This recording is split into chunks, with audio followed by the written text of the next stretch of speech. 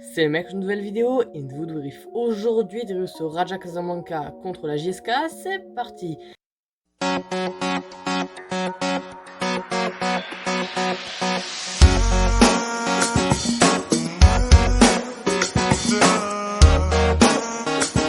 Et bon effet les amis, finale de la CAF, finale historique, voilà, en tout cas qui s'annonçait comme historique entre deux des plus grands clubs africains de l'histoire.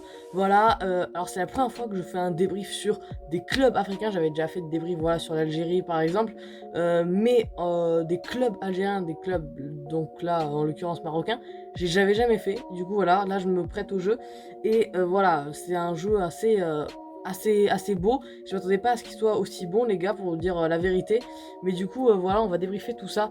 Raja Casablanca a affronté la jeunesse sportive de Kabylie, et on passe directement aux compositions du match. Déjà du côté de Raja Casablanca, on avait Zniti dans les buts, Matkour en latéral droit, Soukal en latéral gauche, Haddad et Hadoudi pour les deux défenseurs centraux, Arjnoun et Wardi pour les deux 6. On a Benalib en milieu droit, Raimi en milieu gauche, on avait Afidji en 10 et Malongo en buteur. Et du côté de la jeunesse sportive de Kabylie, on avait Bembo dans les buts, on avait Souyad, Ait Abdelessam et Keroum pour les trois défenseurs centraux, parce que c'était une défense à 3, c'était un 3-5-2, avec Raya en piston droit, avec Ben Cherifa en piston gauche, Oukassi et Benabdi pour les deux milieux centraux, Ben Chaira pour le 10, et en buteur on avait Ben Saya et Zaka. Du coup les amis, pour les compositions du match, maintenant on va pouvoir directement passer au débrief du match. Et ça va commencer fort parce que dès la 5e minute de jeu, Sofiane Raimi trouve le chemin défilé. Déjà 1-0, ça commence super bien pour Raja Casablanca. Et seulement, même pas 10 minutes après, seulement 9 minutes après, c'est bien Ben Malongo qui va venir doubler la mise. Déjà 2-0, on voit que le Raja est au-dessus, mais pourtant la jeunesse sportive de Kabylie va riposter et va essayer voilà, d'avoir quelques occasions, mais dans cette première période c'est compliqué pour eux.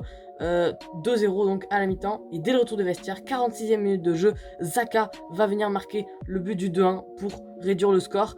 Et du côté de du Raja Casablanca, les gars, désolé, j'arrive plus à parler, à la 63e minute de jeu, les gars, Omar Arjnoun va venir se prendre un carton rouge. Voilà, après voilà, honnêtement on s'y attendait qu'il allait avoir des rouges dans ce match, des fautes, un rouge, tout ça.